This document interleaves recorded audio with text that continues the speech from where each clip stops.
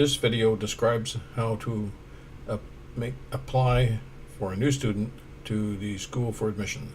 It can be done either through the applicants tab, which takes you to the applicants list of applicants, or it can be done normally through a new student. So we'll start straight with a new student. Here brings up the new student screen, and we're going to take someone about Rachel McAdams is a Canadian actress who can substitute for this person, so we'll be able to follow her through. So we'll type in Rachel, I think that's how you spell it, at let's say canada.com.ca, since that's Canada's email address, and we'll type in a mobile phone number. Okay, we got that. It's female. We'll type in her name as Rachel. There it is there. Okay, I got one spelled right, one spelled wrong. Oh, about Ann for middle name, and McAdams so last name, and about a school name of Buzzy attack. Okay, so then we click on the application, and at this point in time we are now going into the student application form. So we have it automatically opens to the ID tab here on this.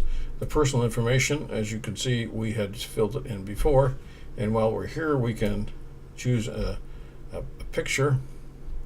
I gotta go to the documents folder my library of photos is and see if I can pick the correct one out here. There we are. Okay, let's try this and see if it works. There we are. Okay.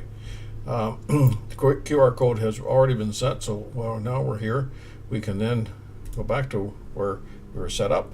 So date of birth, it would be, let's see, June 10th, and she's only going to be, let's say, 12, so she's 5.6, so that's, how big we try 14, so she's 3.6. So it tells you that the birthday is Tuesday, June 11th, 2014, and in the universal system of 0610-214 as well. Her age is 3.2, and her academic age this year is 3.6. Her next birthday is 282 days, so it defaults to the birth country as Vietnam and the citizenship Vietnam, because the school is registered in Vietnam, and that's where we tend to get most of the students. So I'll just leave it at that point. We have left in the status in Canada because a lot of our people use that as international schools in Canada, and study permit expiry is here as well. The most important thing probably is government issued identification. We have to choose that. Can be a birth certificate, a national ID card, a personal verification. Students won't have driver's license, but they sometimes have social insurance numbers, but we do need something. So if we just click birth certificate, the country that issues it, and the number, so we can type in a number like just and you can put spaces in. It will, when you tab it, take it as it is and capitalize everything. Okay, the passport is not really necessary for a student who is this age. Very seldom they will have it, but if they do have it, you should try and get it. Okay, the health issue is the health care provider is required here. And in this case, it could be the Vietnamese government. And if there's a policy number or a card number, we should be inserting that in here. So if a parent has a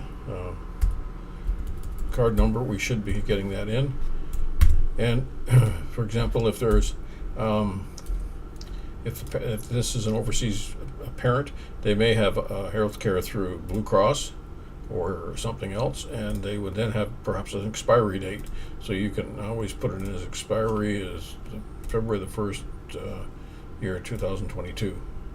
And if you're using the government health program, this is where you type in the government health number, and it does not normally have an expiry date, but we should know which government is issuing the card, so we would have Vietnam, for example.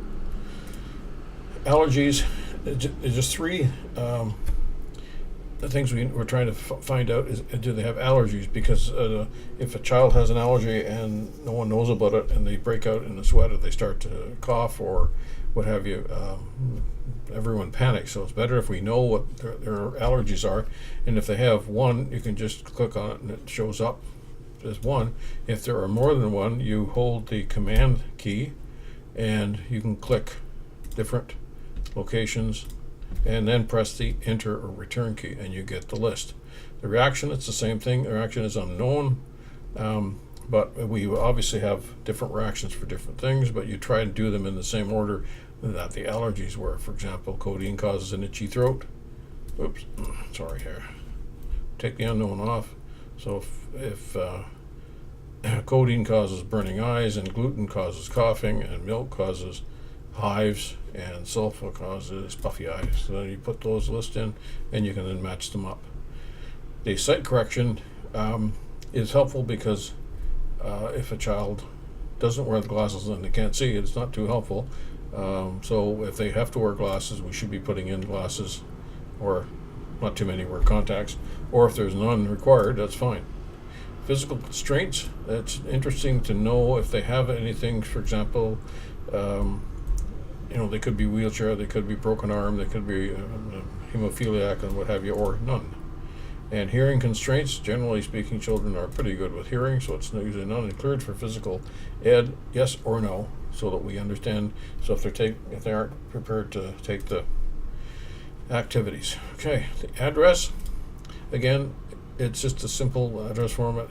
The apartment number, the street number. So if you're at unit 123 at 345 Oak Street, and the city is country.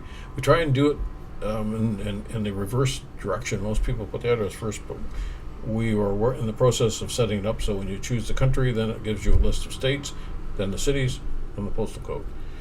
Or maybe we should put the postal code first and it would find it, but one way or the other we'll work it out and you can fill it in. So then we jump to the family, and we require information on the father or the mother, or preferably both. And if there's a guardian, we need this information.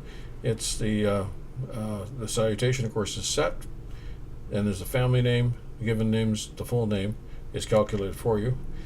The email, mobile phone, and alternate phone.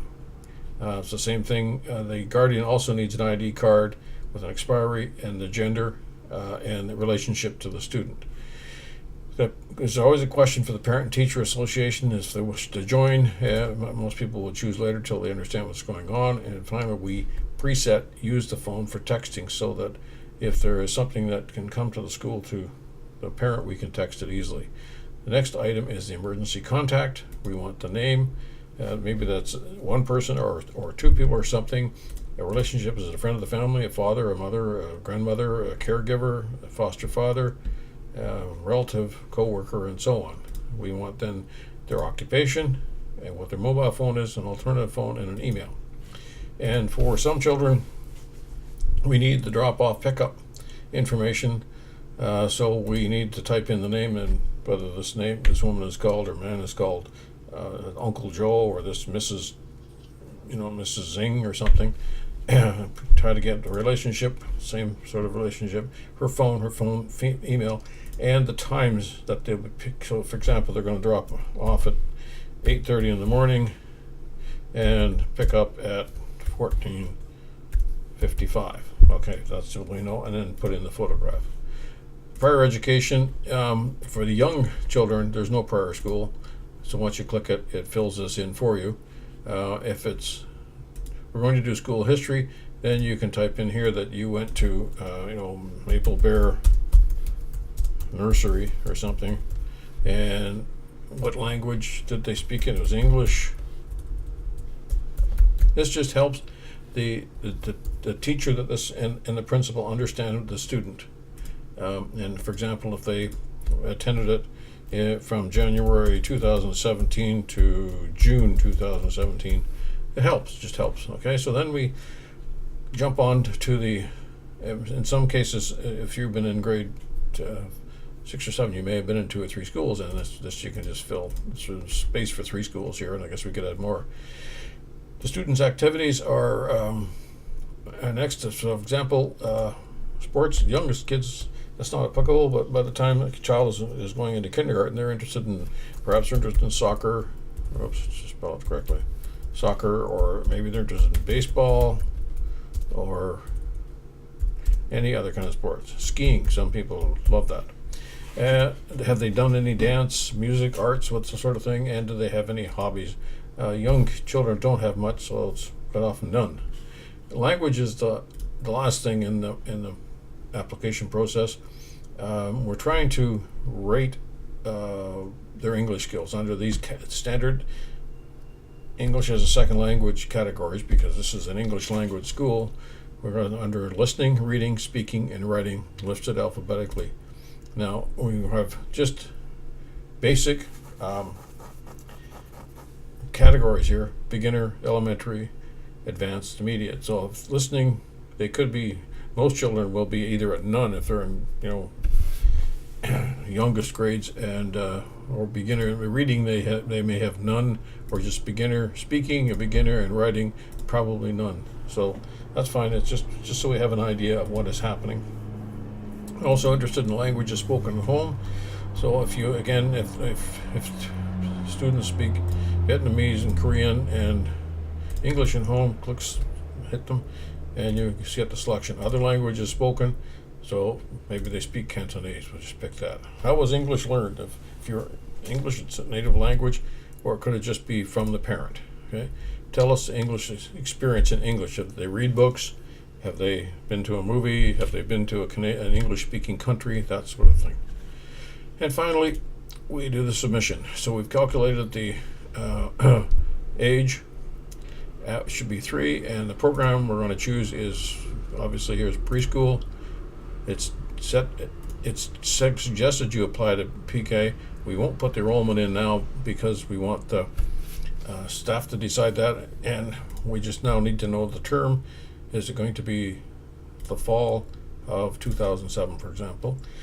The PEN is a number we would assign if this school works in the British Columbia system, and the language is also tied to that. And so at that point in time, the parent is asked to read this declaration and terms, accept it, and we click the submit button, and enter later. Okay, so we're going to confirm it. That suggests I had not done the emergency contact number, which I hadn't, because I'm moving ahead and asked that I do it either now or later.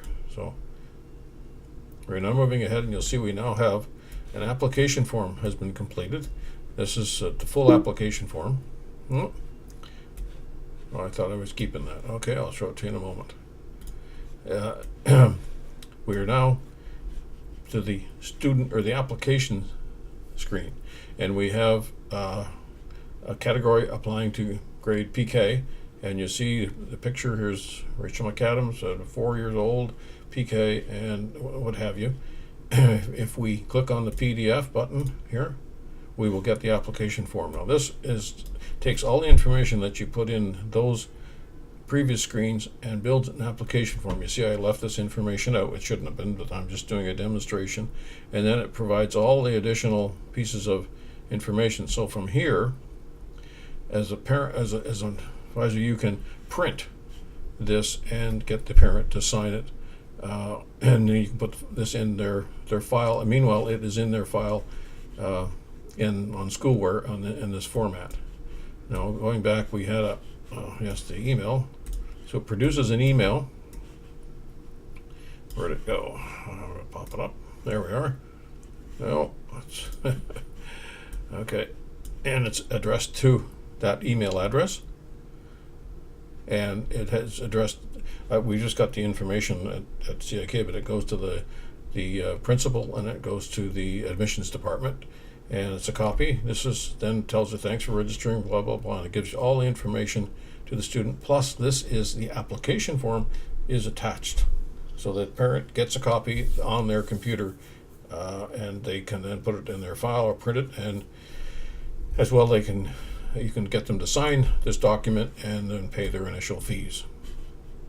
So at that point, we have registered the student is an applicant. The next step would be to look at their education plan. Well, and by the way, this little tab is for notes, so that you can type thoughts or things that you have to do, a to-do list for the student or whatever.